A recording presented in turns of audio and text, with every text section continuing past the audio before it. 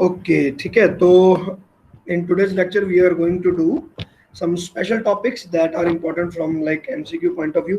तो बेसिकली उसमें कोई टॉपिक वाली बात नहीं है, कुछ क्वेश्चंस हैं जिनको अगर आप करोगे तो कंसेप्ट्स और भी ज़्यादा स्ट्रॉन्ग बन जाते हैं। चलो, तो सबसे पहला कॉन्सेप्ट जो है वो तो है हमारे पास स्फेरिकल कैपेसिटर्स का। ठीक है, तो इसमें मेरे पास क्वेश्चन क्या है, मैं पहले आपको वो क्वेश्चन लिखवाऊंगा और फिर हम उसका सॉल्यूशन देखेंगे। ठीक है, I am taking this question from some book. ठीक है, तो इन्होंने क्या किया हुआ है, डायरेक्ट मैं आपको बता रहा हूँ। एक्चुअली में the thing is that find the capacitance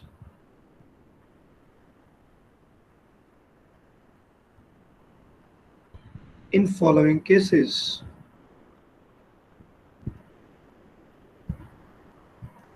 ठीक है,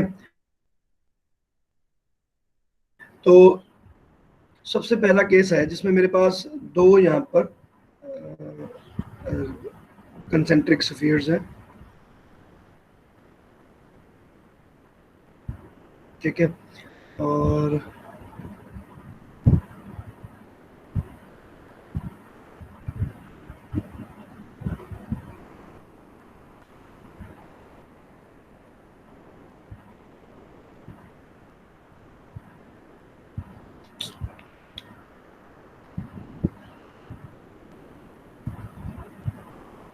लाइक दिस। ठीक है, अब देखो, अब जो मेरे पास केस ए है ना, इस केस ए में क्या है, that the charge is given to the inner sphere. ठीक है, अंदर वाले स्फीयर को हमने चार्ज दे दिया है, ये रहा क्यों।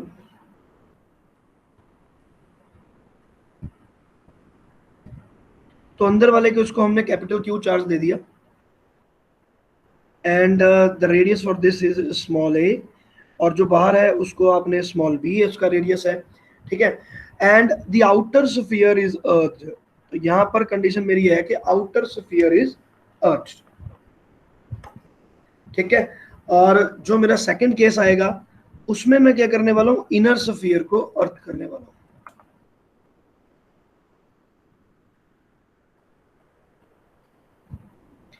जो दूसरा ऑप्शन है मेरे पास,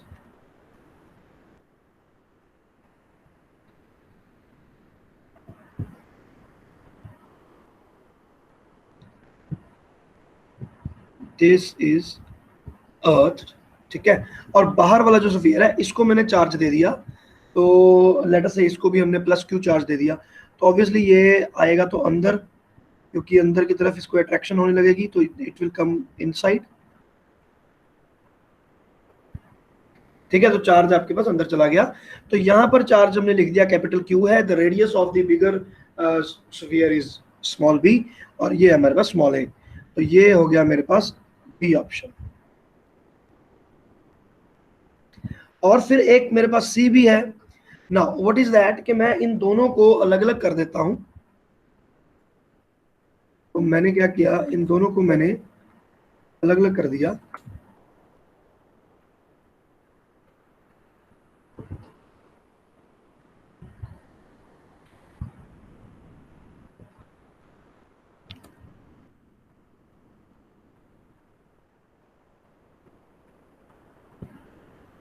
ठीक है, तो इसमें से मैंने क्या किया, अंदर वाला जो सफीयर था, ये वाला जो सफीयर है, इसको उठा के बाहर रख दिया। ठीक है, and now at some certain distance d, 2 minute, थोड़ा हिल गया है वो। तो ये वाला डिस्टेंस हमें गिवन है डी है, centre to centre distance is d, and this is having negative charge. अब क्योंकि इसके अंदर कोई इसको फोर्स लगाने वाला नहीं है तो ये ऐसे आएगा। ठीक है, तो इसको भी हमने चार्ज दे दिया, तो इसको दे दिया हमने minus Q charge, minus capital Q.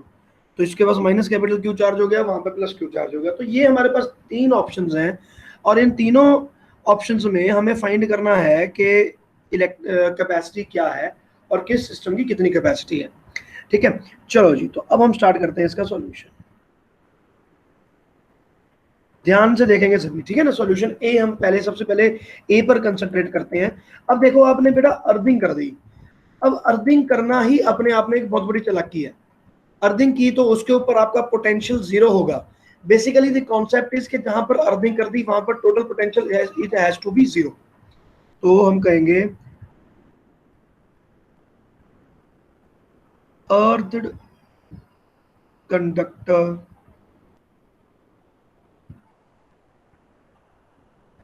must have zero potential. ये हमारे पास गोल्डन कंडीशन है, तो इसको हमने याद रखना है, हर जगह पर ये अप्लाई होगी, लागू होगी, ठीक है। तो अब इसमें मेरे पास जो ये बाहर वाला पोटेंशियल है, इसका पोटेंशियल तो हो गया जीरो, तो ये हो गया आपके पास जीरो पोटेंशियल, ठीक है। और इसके अंदर मैंने ले लिया वी पोटेंशियल। तो अब यहां पर कंडीशन ये है कि मुझे इस सरफेस पर मुझे जीरो पोटेंशियल चाहिए। द थिंग इज दिस, अब मान लिया जाए कि यहाँ पर ये सफियर है ही नहीं, मान लो कि ये सफियर है ही नहीं। अब मैं अगर आपको यहाँ पर कोई एक पॉइंट दे दूं और मैं कहूँ कि इस पॉइंट पर बताओ कि पोटेंशियल जीरो होगा क्या, नहीं, obviously your answer will be that no, the answer the potential will not be zero. But अब मेरे पास यहाँ पर क्या है, यहाँ पर मैंने कंडक्टर रखा है और मैंने बोला कि ये वाला पोटेंशियल आपके पास जीरो होना चाहिए। वेट अ मिनट बेटा,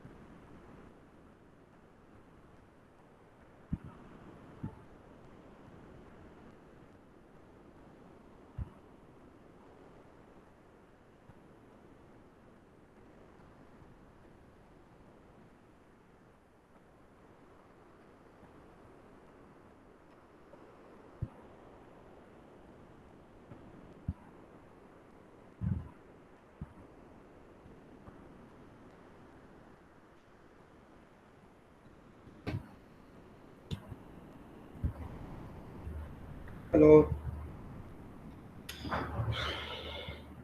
लिसनिंग। तो देखो बेटा, अब ये वाले इसको हमने अर्थ कर दिया, ठीक है। जब हमने इसे अर्थिंग कर दी तो इसकी पोटेंशियल यहाँ पर जीरो होना चाहिए। तो अब यहाँ पर सबसे बड़ा सवाल ये है कि यहाँ पर पोटेंशियल जीरो होगा तो होगा कैसे। अगर मैं इसको हटा देता हूँ तो would you say that at this point the potential will be zero? The answer is no, the potential can not be zero. तो यहाँ पर पोटेंशियल जीरो हुआ तो हुआ कैसे।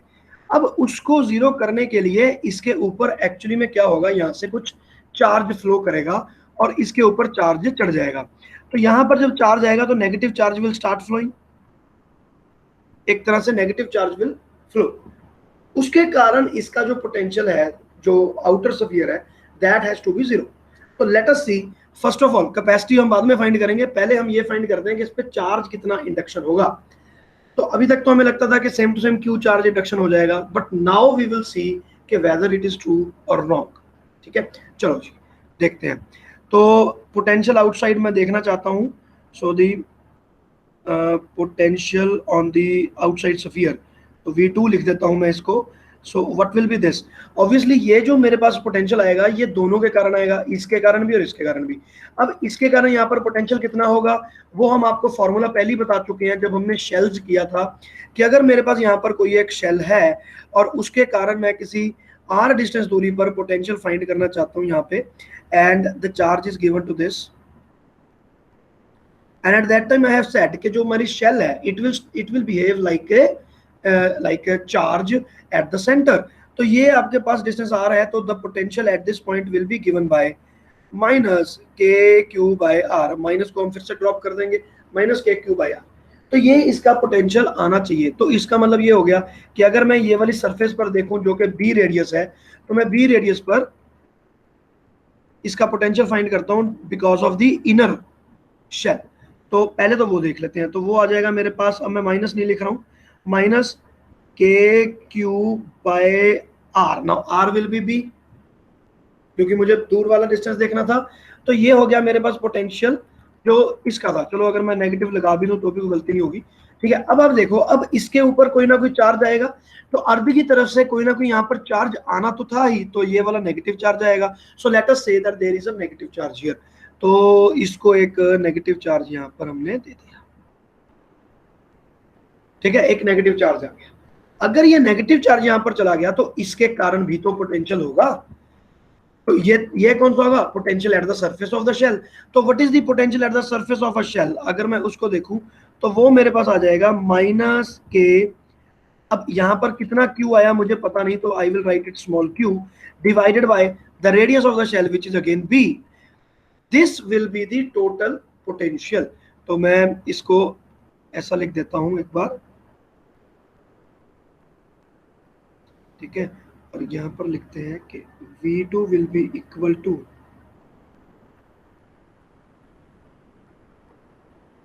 Potential at the surface of outer sphere. ठीक है, because of inner sphere. ये इतनी बड़ी लाइन नहीं लिखनी,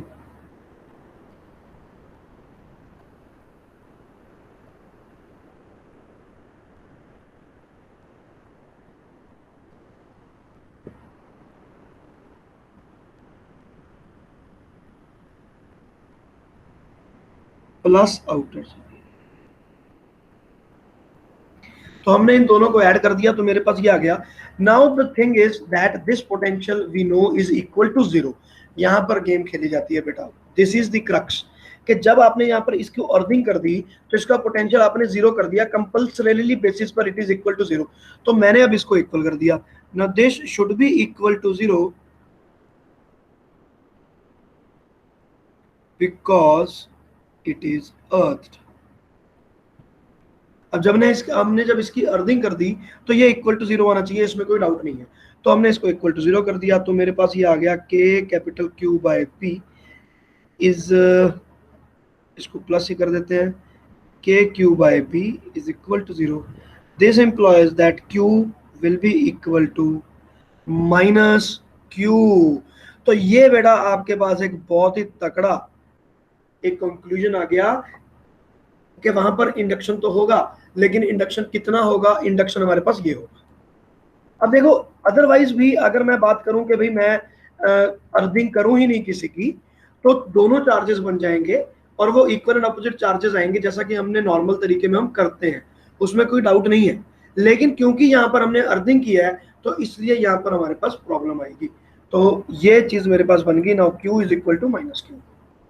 पहले तो ये कंक्लूजन आ गया कि सेम ही क्यू आएगा भाई, तो ये वाला भी, ये वाला प्लस क्यू आएगा, तो ये वाला ऑब्वियसली माइनस क्यू आएगा। तो मैं इसको माइनस क्यू भी नहीं लिख सकता हूँ, मैं इसको तो स्मॉल क्यू ही लिखूंगा, small q that will come out to be equal to this. अब मेरे पास ये क्वेश्चन सॉल्व करने के लायक बना। Now I will see that what is the total potential at this point, या what is the total electric field at this point. अब मुझे इलेक्ट्रिक फील्ड यहाँ पर फाइंड करना होगा। तो now it is common thing. तो इलेक्ट्रिक फील्ड अगर मैं सेंटर पे फाइंड करता हूँ, या पोटेंशियल इनसाइड अगर मैं देखूं, तो व्हाट विल बी दैट। ठीक है, तो यहां पर तो आप सिंपल लगा लो, गॉस लॉ वाले मेथड से चलेंगे हम, ठीक है ना। तो गॉस लॉ लगाया, E dot d r is equal to q in by epsilon naught, ठीक है। और इस सब के कारण हम वहां पे इलेक्ट्रिक फील्ड फाइंड करेंगे। तो ये इलेक्ट्रिक फील्ड मेरे पास क्या आ जाएगा, क्यू इन को मैंने लिख देना capital Q divided bye epsilon not E, and let us say this is R Q by epsilon naught, ठीक है। और सॉरी, ये यहाँ पर R नहीं था बेटा, DS था। मेरा ना एक्चुअली दिमाग थोड़ा सा कहीं और लग गया है, अभी DS था। तो इसको जब आप करोगे तो ये आ जाएगा 4 pi R square, so this implies electric field is equal to 1 by 4 pi epsilon naught capital Q by R square। अब ये जो R है ना, स्मॉल r, ये है क्या, A से बड़ा है और B से छोटा है। तो ये आपने कोई भी R ले लिया इसके अंदर कहीं ना कहीं, और वहां पर आपने इलेक्ट्रिक फील्ड फाइंड किया, यहां से हम पोटेंशियल फाइंड करेंगे, बिल्कुल पुरानी वाली बात है। और ये तो बिल्कुल कूलम्स लॉ वाला ही आ गया। तो जब मैं इसको डिफरेंशिएट करूंगा तो ये हो गया इलेक्ट्रिक फील्ड, ठीक है। और अब मैं इसको डिफरेंशिएट करता हूं और पोटेंशियल फाइंड करता हूं। तो potential will be equal to, ठीक है, मैं ज्यादा सॉल्व नहीं कर रहा हूं, -1/4πε0 capital Q by small r, ये वहां का पोटेंशियल आ जाएगा, ठीक है ना। नॉर्मल फार्मूला है ये रहा E, तो E is equal to minus dV by d r. उसके बाद उसको इंटीग्रेट किया तो आपके पास ये आंसर आ गया, तो जो कि हमारे पास एक नॉर्मल फार्मूला है। यहां से मैं अब कैपेसिटेंस फाइंड करूंगा। सो now capacitance Q C is equal to Q by V, and so Q by V is coming out to be 4 pi epsilon naught R। Again मैं नेगेटिव साइन को यहाँ पर हटा दूंगा, तो मेरे पास जो इस केस में कैपेसिटेंस बनेगा, वो मेरे पास कैपेसिटेंस क्या बन गया, ये बन गया। अच्छा, यहाँ पर मुझे इंटीग्रेट करके आपको दिखाना ही पड़ेगा, क्योंकि ए और बी भी तो बीच में इन्वॉल्व है। वेट अ मिनट,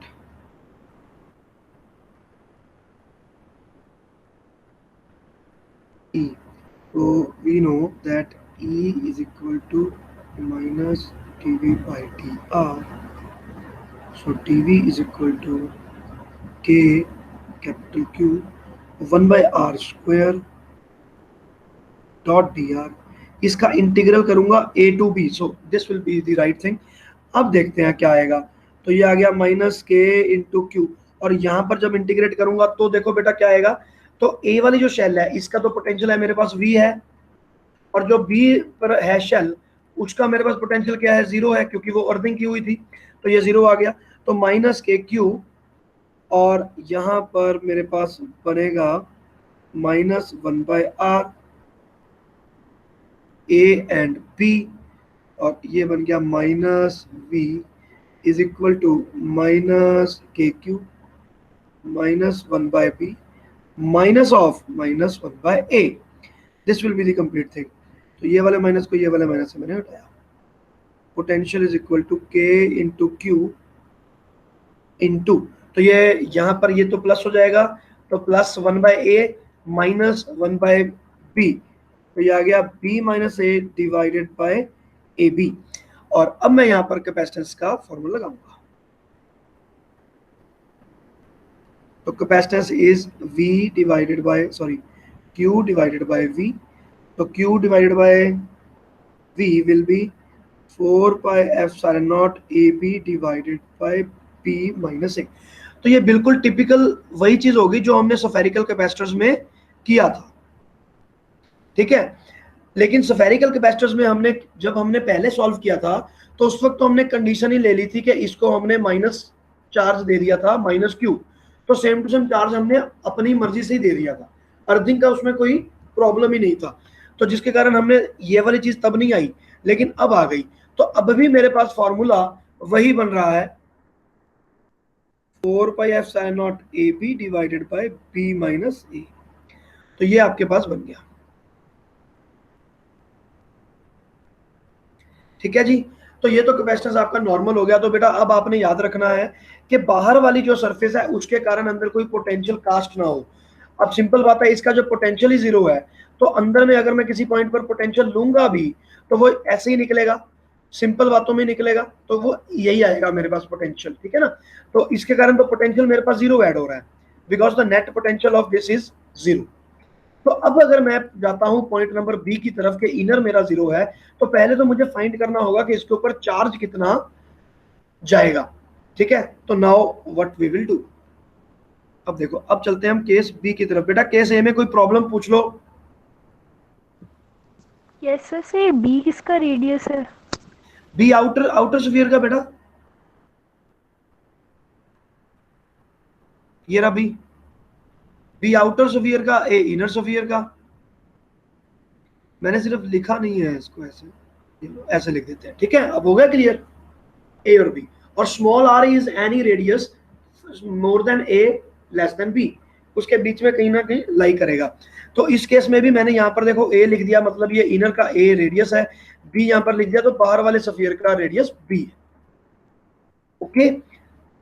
चलो जी, अब हम फिर से देखते हैं। अब ये बी वाले पोर्शन में अगर देखेंगे तो यहाँ पर इसको अर्ध कर दिया, तो इसका पोटेंशियल जीरो होना चाहिए, तो उसके अकॉर्डिंग ही यहाँ पर इंडक्शन होगी। इंडक्शन कितनी होगी हमें नहीं पता, तो it will be wrong for us to say कि बिल्कुल माइनस क्यू यहाँ पर इंडक्शन हो जाएगी। यहाँ पर बात गलत हो गई, इसका पोटेंशियल जीरो होना चाहिए। अगर ये अर्थिंग ना हो, अगर ये अर्थिंग ना हो तो मैं किसी दूसरे तरीके में सोच पाऊंगा, अदरवाइज मैं अब तो मेरे पास पोटेंशियल हर हाल में जीरो ही जीरो है। ठीक है ना। तो अगर ये अर्थिंग नहीं होगी, खैर फिर तो गेम ही चेंज हो जाएगी, क्योंकि अगर अर्थिंग नहीं हुई तो ये वाला चार्ज जो है वो बिल्कुल आउटर स्फीयर पे ही रहेगा, इनर में तो इलेक्ट्रिक फील्ड जा ही नहीं पाएगा, तो वहां पर कोई भी इंडक्शन होएगी ही नहीं, there will be no charge on it. ठीक है। अगर मैं इसको हटा देता हूं, लेट अस से इसको मैं हटा देता हूं, तो क्या होगा, तो ये जो पॉजिटिव चार्ज है ये बाहर चला जाएगा सरफेस पे, क्योंकि इसको नीचे अंदर खींचने वाली तो कोई फोर्स है ही नहीं, और इसके कारण इनसाइड इलेक्ट्रिक फील्ड जीरो होता है। तो अगर इसके अंदर इनसाइड इलेक्ट्रिक फील्ड जीरो है तो यहाँ पर इंडक्शन होने का तो सवाल ही नहीं पैदा होता। तो इसलिए वो तो गेम ही अलग हो गया, केस ही अलग हो गया। लेकिन अब हमने यहाँ पर कर दी अर्थिंग। अर्थिंग करने के कारण इसका potential has to be zero. अब मैं इसका पोटेंशियल जीरो करूंगा, लेकिन अब ये इसका पोटेंशियल जीरो होगा कैसे। मान लेते हैं कि इसके ऊपर भी चार्ज की इंडक्शन होगी जी, और वो होगी क्यू की। माइनस हुआ कि प्लस हुआ वो बाद में हमें फॉर्मूला बताएगा, अभी हमने मान लिया कि क्यू इंडक्शन हुआ था। ठीक है। चलो जी, तो यहां पर लिख देते हैं assuming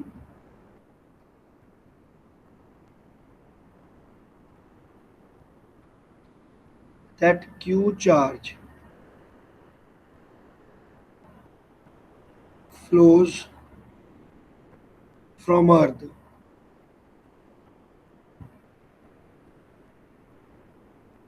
to the inner sphere. तो अंदर वाले स्फीयर के ऊपर हमने क्यू चार्ज यहां पर लगा दिया।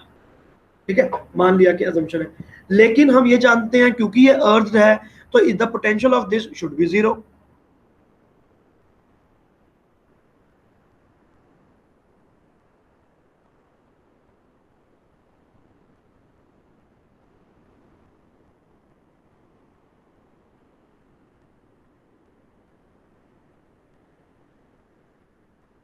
ठीक है, the potential of the inner sphere should be zero.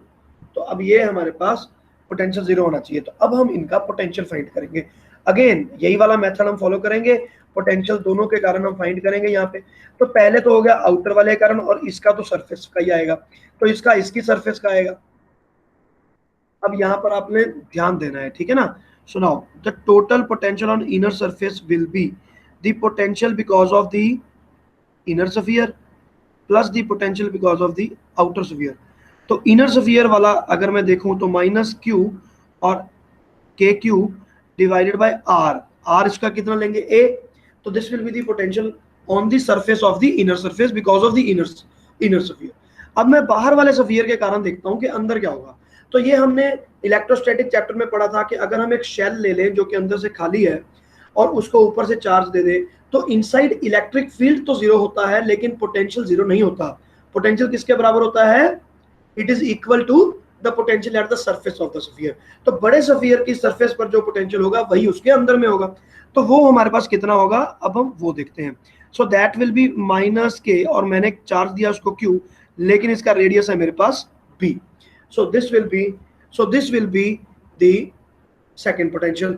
अब इन दोनों को, ये दोनों जो हमारे पास सम आया, that should be equated with the zero, because ये तो अर्थ किया हुआ है, तो इसको मैंने इक्वल टू जीरो कर दिया।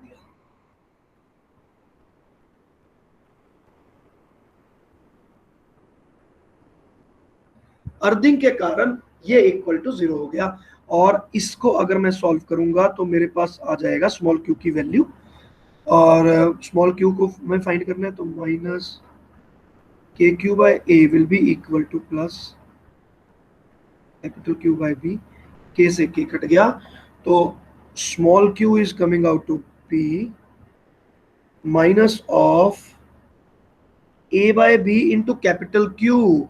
बेटा जी ये है कंक्लूजन जो मैं, मतलब जो कल मैंने देखा ना क्वेश्चन, तो मैंने कहा कि भाई ये वाला क्वेश्चन तो आ गया और ये टॉपिक हमें फिर अलग से करना ही पड़ेगा। एक्चुअली में ये चीज मैंने आपको करवानी थी, बट आई डोंट नो कि वो क्यों दिमाग से स्लिप हो गई, अदरवाइज ये वाला क्वेश्चन तो मैं हर बार करवाते ही करवाता हूँ। तो अब आप यहाँ पर देख सकते हो कि जो आपका यहाँ पर जो इनर इस पे क्यू है उस पे माइनस क्यू चार्ज नहीं आया है। Why? Because I want the potential to be equal to zero. मेरे पास यहाँ पर कंडीशन लगा दी कि भाई आपने अर्थिंग की हुई है तो potential has to be equal to zero. That is why यहाँ पर मुझे पहले तो फाइंड करना पड़ेगा कि इंडक्शन कितनी चार्ज की हुई, तो वो हमने इंडक्शन यहाँ पर देख लिया। तो ये मेरे पास चार्ज इंड्यूस हो गया। अब मैं इसकी सरफेस पे पोटेंशियल फाइंड करने के लायक हो गया हूं। चलो चार्ज मेरे पास आ गया, तो दैट चार्ज इज दिस। तो अब मैं यहां से सिंपल बात है इलेक्ट्रिक फील्ड ही फाइंड कर लेते हैं। चलो मैं पोटेंशियल ही फाइंड कर लेता हूं डायरेक्ट। आर डिस्टेंस दूरी पे अगर मैं डायरेक्ट पोटेंशियल फाइंड करता हूँ, यस, अब मैं टोटल पोटेंशियल इस पे फाइंड करता हूँ। ठीक है, नहीं इंटीग्रेट करना पड़ेगा, तो इसलिए आप ऐसा करो dv by dr में ही जाना पड़ेगा। Let us find the total electric field at that point. ठीक है, एंड गॉस लॉ यहां पर लगाना पड़ेगा। So now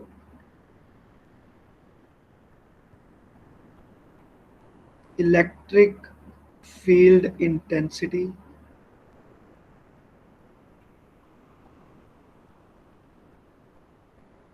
at any radius r which is greater than a and less than b, तो by Gauss law मैं इसको find करता हूँ। Electric field dot ds is equal to q in divided by epsilon naught, तो Q in divided by epsilon naught. अब आप देखो Q in कहां से आएगा, ये आएगा आपका, अब मैं यहां पर एक स्फीयर बनाने वाला हूं बेटा। पहले उस स्फीयर को आप सोचो कि कौन सा स्फीयर है वो। ठीक है, मैं बताता हूं आपको। ये now this sphere is having a radius of, like मैं यहां पर रख दूं तो ये रेडियस हो गया मेरा स्मॉल आर। ठीक है ना, इस रीजन के बीच में बिल्कुल यही वाला जो ग्रीन सर्कल में मैंने बनाया वही वाला यहाँ पर है। ठीक है, इस केस में भी वही था, तो यहाँ पर भी यही है। अब यहाँ पर मैं इलेक्ट्रिक फील्ड फाइंड करूंगा, उसके बाद उसको इंटीग्रेट करके मैं इलेक्ट्रिक पोटेंशियल फाइंड करूंगा, क्योंकि मेरे पास पोटेंशियल यहाँ पे वेरिएबल है। चलो जी, तो अब देखते हैं। अब ये चीज आ गया, तो इलेक्ट्रिक फील्ड कितना है पता नहीं, सरफेस का एरिया आपका 4πr² ही होगा। Electric field will be constant everywhere, symmetry है पूरी की पूरी, ई मैंने वेक्टर से बाहर निकाल दिया था। क्यू इन, तो अब मैं सिर्फ और सिर्फ क्यू इन लेने वाला हूं। तो सोच के देखो बेटा, यहाँ पर क्यू इन कौन सा आया, स्मॉल क्यू। तो स्मॉल क्यू की वैल्यू मैं पहले देख चुका हूं, तो वो भी नेगेटिव में है, तो ये आ गया मेरे पास स्मॉल क्यू। एंड नेगेटिव को छोड़ दो क्योंकि वो तो इलेक्ट्रिक फील्ड की डायरेक्शन को ही बिगाड़ेगा, उसको छोड़ देते हैं। तो ये आया मेरे पास small Q divided by epsilon naught. तो this implies the electric field will be 1/4 epsilon naught small q by r square। ठीक है, एंड ये आ गया। तो इसमें वेरिएबल क्या है, सिर्फ और सिर्फ स्मॉल आर मेरा वेरिएबल है, तो मुझे कोई प्रॉब्लम नहीं है, मैं इस क्यू की वैल्यू यहाँ पर सब्स्टिट्यूट कर सकता हूँ विदाउट हेजिटेशन। तो ये आ गया के और A capital Q divided by B into R square. तो ये चीज मैं लिख सकता हूँ A by B into Q. सारे कांस्टेंट है, इसलिए मुझे वरी करने की रिक्वायरमेंट नहीं है, सिर्फ आर ही हमारे पास वेरिएबल है। तो now we know that E is equal to minus d v by d r. तो E मेरे पास यहाँ पे आ ही गया है, so minus d v is equal to E dot d r. इसको हम इंटीग्रेट करेंगे, रेडियस में ए से बी लेकर जाऊंगा। अब यहाँ पर आप देखो कि लिमिट कैसे लगाई मैंने, रेडियस तो मेरी मर्जी का लगा दिया मैंने कि भाई ए से मैं बी जाऊंगा, लेकिन ये वाली को देखना पड़ेगा। अब ए मतलब इनर जो स्फीयर है, इनर स्फीयर का पोटेंशियल कितना है, इनर स्फीयर का पोटेंशियल इज 0 और आउटर स्फीयर का पोटेंशियल कितना है, ऑब्वियसली v, क्योंकि मैंने इसको q चार्ज दे दिया तो उसको मैं v मानूंगा। तो यहां पर आएगा 0 to v। इससे पहले वाले केस में आप देख सकते हो कि यहां पर मेरी जब मैंने इंटीग्रेशन की तो v टू 0 किया था, तो इनर वाले के पास v पोटेंशियल था, बाहर 0 था, लेकिन यहां पर उल्टा हो चुका है, यहां पर नेगेटिव आ चुका है।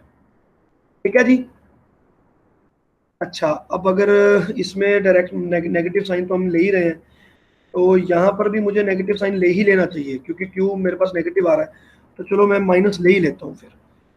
ठीक है, तो अब मैं इसकी वैल्यू पुट करता हूँ, इंटीग्रेट करना है ए टू बी, ई की value minus k q into a by B into d r by r square. तो एक माइनस यहाँ पे भी आ गया। अब ये माइनस को माइनस से मैंने पहले तो इसी को काट दो आप, ताकि टेंशन ना हो। तो ये आ गया मेरे पास v is equal to k is a constant, capital Q is a constant, a by b is also a constant.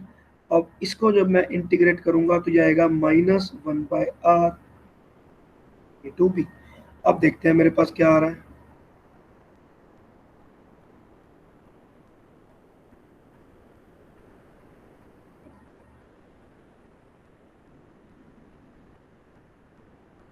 k into Q, तो ये आएगा b minus a divided by a b multiply by a by b. तो a से a cut गया, तो ये b square आने वाला है। ठीक है, तो ये आ गया मेरे पास potential. So now capacitance is equal to q by v, और ये आ गया q बाय v। मैं यहां से लेता हूँ, ये रहा q और ये रहा v, तो 4 pi epsilon not b square divided by b minus a।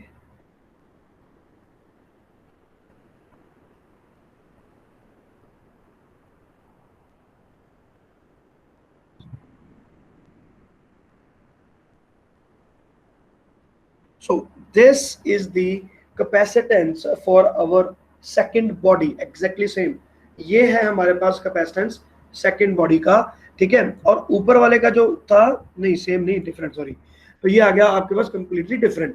तो ए बी, तो यहाँ पर बेसिकली कॉन्सेप्ट क्या, सिर्फ और सिर्फ ए का है। ए की जगह पर बी को आपने सब्स्टिट्यूट कर दिया, बी को मल्टीप्लाई कर दिया। Obviously a is lesser than b, तो ये वाला जो कैपेसिटेंस है this is lesser than the earlier one। तो capacitance in the case A is less and the capacitance in the case B is more। तो मैं यहाँ पे लिख देता हूँ, so does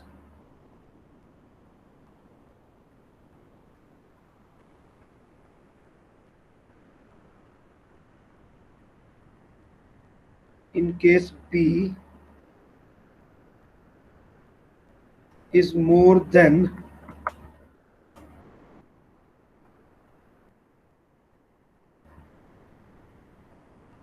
in case A.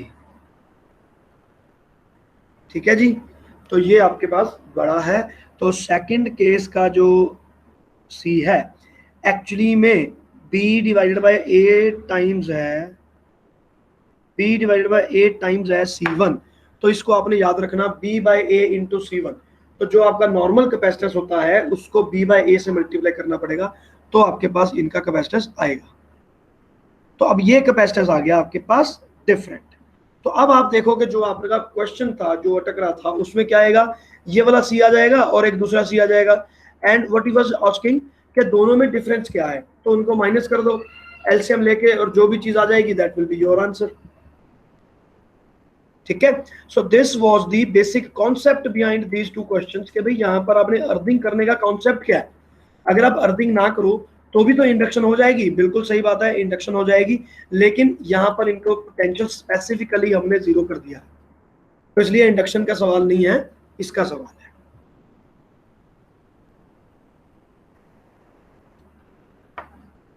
Is it okay बेटा? अब हम चलते हैं यस सर। अब हम चलते हैं सी पार्ट पे। तो सी पार्ट पे now we want to find the capacity of this. Okay, तो अब वेट ए मिनट,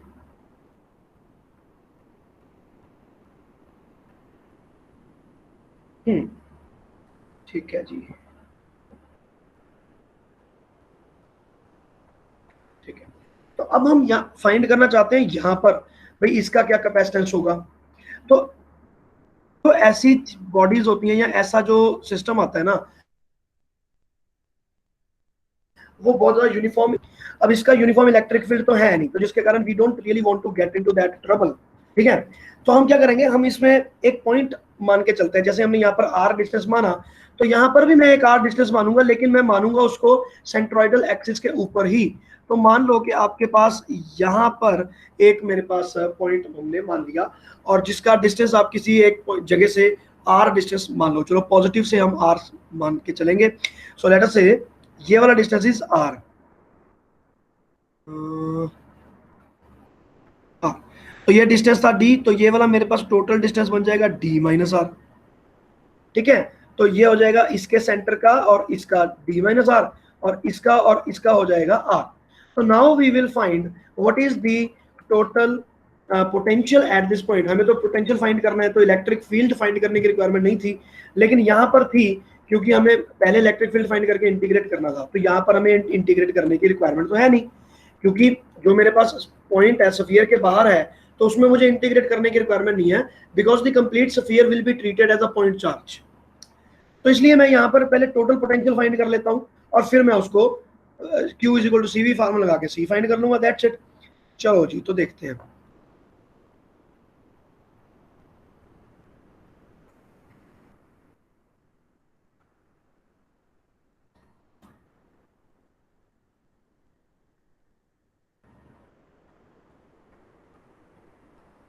ये हो गया जी, ठीक है।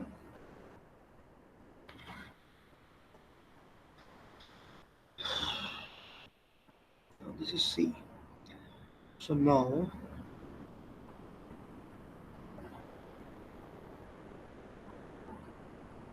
the potential at distance R from smaller sphere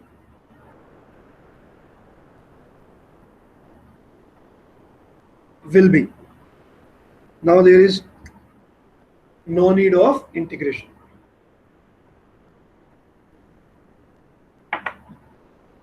चलो जी, तो अब यहाँ पर मेरे पास पोटेंशियल देखना पड़ेगा मुझे, बी आर। तो ये पोटेंशियल आया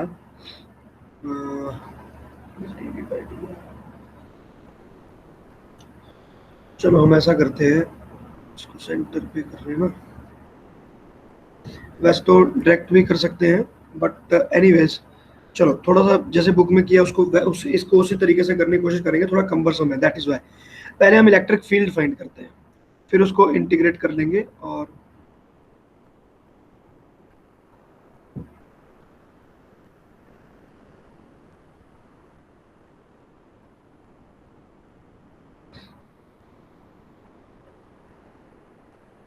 दिस विल बी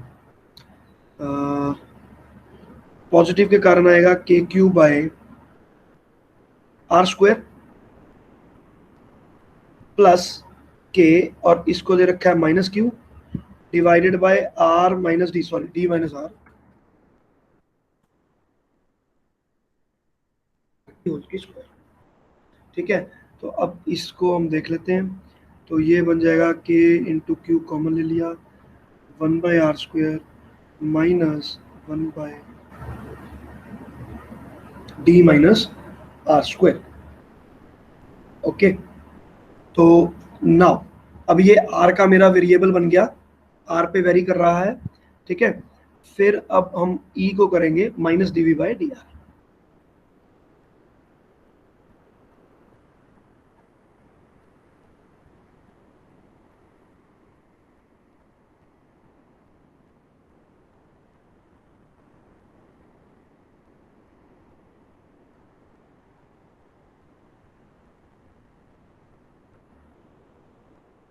होल की स्क्वायर। तो इसको अब हमें करना है इंटीग्रेट, ठीक है। अच्छा, अभी मैं इंटीग्रेशन नहीं लगाऊंगा क्योंकि वो dr में उधर नहीं ना लेकर गया, तो dr को ऊपर ले जाते हैं। दिस इम्प्लाइज माइनस और dv मैंने इकट्ठे ही रखा है।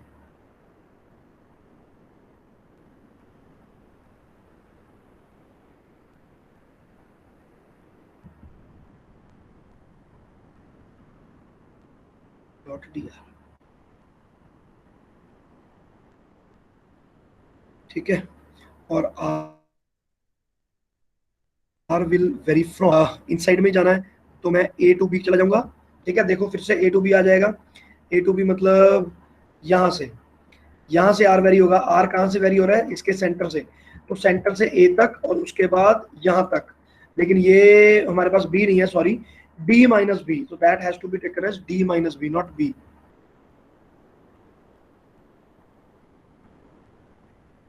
d माइनस बी, ठीक है। अब देखो मैंने कहां से कहां वेरी किया, यहां से यहां तक वेरी किया, तो it is going from a to d minus b, बिल्कुल, ठीक है। ये चीज, तो अब हम करते हैं इसको इंटीग्रेट, और यहाँ पर पोटेंशियल भी मुझे देना पड़ेगा। तो a का पोटेंशियल आप मान लो जैसे a है, तो इसका पोटेंशियल आप कोई भी, अब यहाँ पर कुछ भी माना जा सकता है, ठीक है ना। va और vb किया जा सकता है, तो इसको मैं लिख देता हूँ va और इसको लिख देता हूँ vb, ठीक है। a से b की तरफ आप जा रहे हो, ओके। क्योंकि हमारा कैपेसिटेंस वाला जो फॉर्मूला है ना, उसमें डेल्टा भी आता है, तो इसलिए हमें घबराने की जरूरत नहीं पड़ेगी।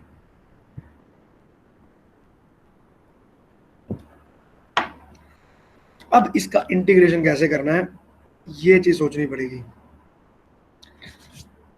ओके, देखते हैं। तो vb माइनस va, तो ये यहाँ पे चलो माइनस को आप कॉमन ले ही लो, इसको ऐसे ही रख लो, तो ये आ गया vb माइनस va। माइनस को कहीं ना कहीं एडजस्ट कर देंगे इसके अंदर, k इंटू क्यू, ये यहाँ पर आ गया। हमने इलेक्ट्रिक फील्ड फाइंड किया था माइनस dv, तो ये वाला माइनस यहाँ पर है, ये वाला माइनस भी यहाँ पर है, ये भी है, तो ये के क्यू आ गया और ये के क्यू आ गया। अब इसका इंटीग्रेशन कैसे करेंगे आप, ये चीज देखो आप। ओहो, बड़ा ये तो टायरसम हो जाएगा।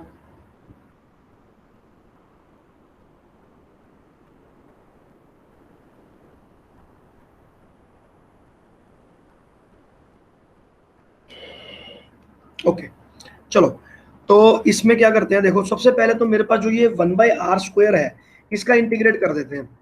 तो इसका इंटीग्रेट करेंगे अगर, तो ये तो सिंपल आ जाएगा, माइनस ऑफ 1/r, और यहाँ पर लगाना पड़ेगा a टू b। ये बात तो क्लियर होगी। इसका इंटीग्रेट तो करना मुझे आसान ही था, लेकिन जब इसका इंटीग्रेशन करेंगे तो थोड़ा सा टीडियस होगा। अब इसमें एक्चुअली में तो आप काफ़ी चीज़ें कर सकते हो, लेकिन मैं आपको एक शॉर्टकट बता सकता हूँ। शॉर्टकट क्या होता है कि अगर जब भी आपके पास ऐसी आती है कंडीशन, तो इसको आप नॉर्मल इसकी तरह ही इंटीग्रेट करते हो, तो ये आ जाएगा आपका -1 divided bye d minus r। इसमें कोई प्रॉब्लम नहीं है, लेकिन यहाँ पर -r, जो r का कॉफिशिएंट होता है ना, अगर 2 होता, 3 होता, कोई कांस्टेंट वैल्यू होती, यहाँ पर क्या है -1, उस पे आपको इसको डिवाइड करना पड़ता है। तो -1 पे आप इस पूरी टर्म को डिवाइड करोगे तो यहाँ पर आ जाएगा आपका पॉजिटिव। ये शॉर्टकट है इसका, ठीक है ना। तो ये ऐसे जाएगा, और यहाँ पर a, अच्छा यहाँ पर b नहीं आएगा, फिर से मैंने गलती की, d माइनस बी, और ये बन गया d माइनस बी, और ये बन गया ऐसे। Now it will be easier next. अब इसके आगे देख लेते हैं, तो ये आ गया मेरे पास k इंटू कैपिटल Q, और यहाँ पर आया -1/r²। D minus b plus 1/a plus इसका आएगा 1 divided by d minus this, तो ये 1/b आ जाएगा यहाँ पे। बेटा कैलकुलेशन आप अपनी कॉपी पे साथ साथ करते रहना, अगर कोई प्रॉब्लम आए तो मुझे पूछ लेना।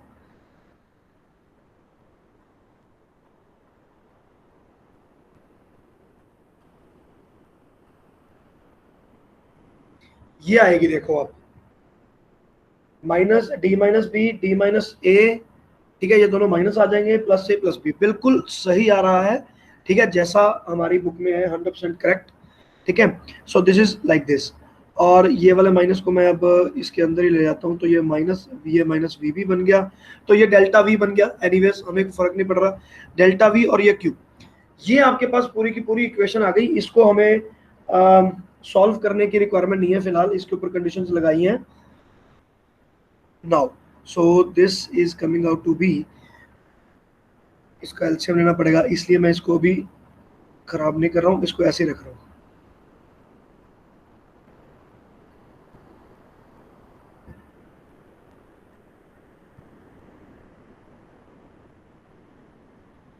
Is it okay?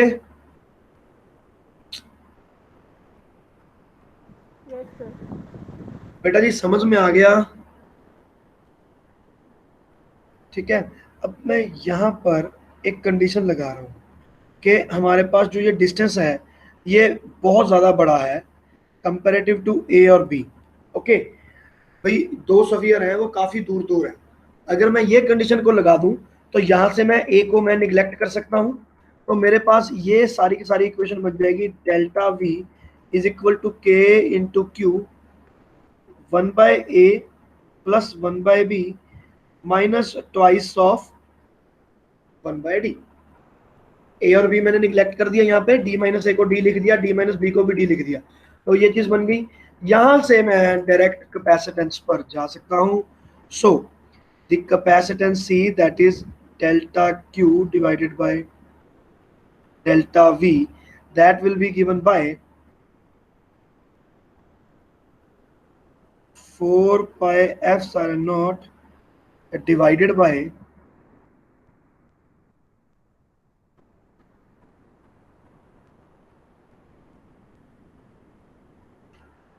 बिल्कुल सही। So this will be the capacitance in our third case,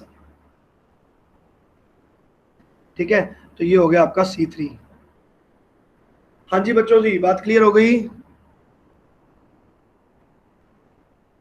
yes sir.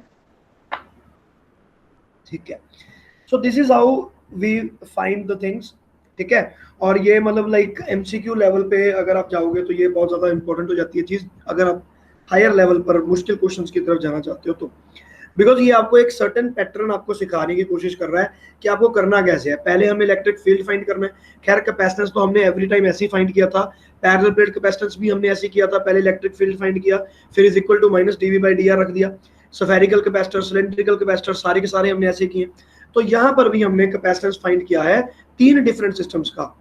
Spherical capacitors मैं आपको यहाँ पर शो कर देता हूँ कि इसमें तो हमने यहाँ पर अर्थिंग की है, but what we did when we did spherical capacitors, देखो यहाँ पर हमने, चलो यहाँ पर हमने इसकी अर्थिंग लगाई है, हाँ ठीक है, आउटर स्फीयर की अर्थिंग है, चलो एनीवेज आउटर स्फीयर की अर्थिंग है, ठीक है। और इस केस में हमारे पास ये चीज ऐसा होना, तो फिर तो हमारे पास ये वाला फॉर्मूला बिल्कुल सेम ही आया होगा, इसमें कोई बात नहीं, ये चीज चलो एनीवेज ठीक है ना। तो ये है आपके पास बेटा सारी चीज। तो अब आपको ये वाला क्वेश्चन में प्रॉब्लम नहीं होगी, जो ये वाला और ये वाला टाइप है इनमें आपको कभी ट्रबल नहीं आएगा। तो इसके बाद तो हमारे पास अब वो कॉलीज वाला पॉइंट था, should I do it here और would you be able to do it by yourself, क्योंकि हमारे क्लास का टाइम हो गया है, तो मुझे लग रहा है कि वो आप खुद कर लोगे, कि मैं करवा दूं फटाफट? यस सर, सर कर लूंगी। कर लोगे ना? हाँ भाई मोहित कर लोगे? Yes yes sir. चलो उसको एक बार दोबारा करके देख लेना, अगर कोई प्रॉब्लम आएगी तो फिर मैं बताऊंगा, क्योंकि इसी में हमें काफी टाइम लग गया आज। चलो एनीवेज ठीक है भाई। तो इसके अलावा आप बेटा आपका कोई टॉपिक कुछ बचा नहीं हुआ, कुछ नहीं रह गया, ये भी मतलब एक्स्ट्रा जुडिशियल टॉपिक्स ही हैं जो कि कभी मतलब रेयर ही किए जाते हैं, 100% कभी किए नहीं जाते, तो वो भी हमने कंप्लीट कर लिया है। तो अब रह गए आपके डीपीपीज और आपकी टेस्ट्स। ठीक है, चलो मैं पहले रिकॉर्डिंग ऑफ कर दूं।